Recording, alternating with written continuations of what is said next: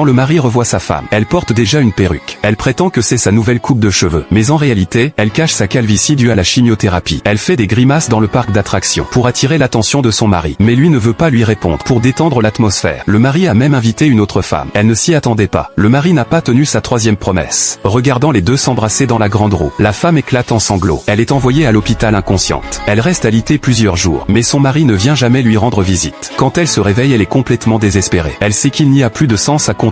Elle décide de prendre un dernier repas avec son mari, puis de partir discrètement. Alors la femme a immédiatement appelé son mari pour lui demander de lui préparer un repas, en promettant de divorcer dès que ce serait fait. Mais le mari a répondu que sa maîtresse était malade, et qu'il faudrait attendre 2 jours de plus. Il savait qu'il ne tiendrait pas jusqu'à ces 2 jours, pour ne pas partir avec des regrets. Il a délibérément dit « Pourquoi tu n'oses pas le faire? Ou alors tu ne veux plus divorcer? Je serais ravi de rester ton mari. » Et ce coup a vraiment fonctionné. Le mari a immédiatement accepté sa demande. La femme, voyant que son mari avait accepté, elle était à la fois heureuse et triste. Elle savait que c'était leur dernier repas ensemble. Alors le mari a cuisiné lui-même, préparant une table pleine de plats, tous ses plats préférés. C'était la première fois depuis leur mariage que la femme ressentait le bonheur. Mais à ce moment-là, la méchante femme est soudainement entrée. En voyant l'intimité des deux, la femme a immédiatement perdu l'appétit. Elle s'apprêtait à partir, mais la méchante femme lui a arraché sa perruque d'un coup. L'homme a vu sa tête toute nue. Il lui a demandé où étaient passés ses cheveux. La femme s'est effondrée en larmes. En regardant la perruque par terre, elle a retenu ses larmes tant bien que mal, a dit la vérité à son mari.